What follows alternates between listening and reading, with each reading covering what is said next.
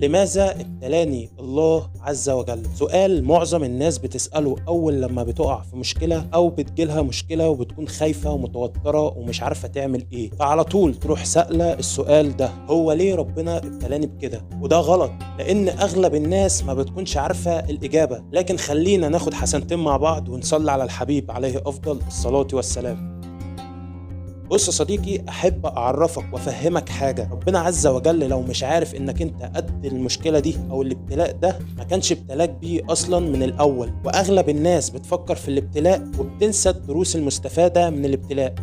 دروس مستفادة. عد كم مرة جاتلك مشكلة وحسيت إنها هي الأفضل ليك من حاجات كانت هتحصل لك لولا الابتلاء ده ما كانش جالك.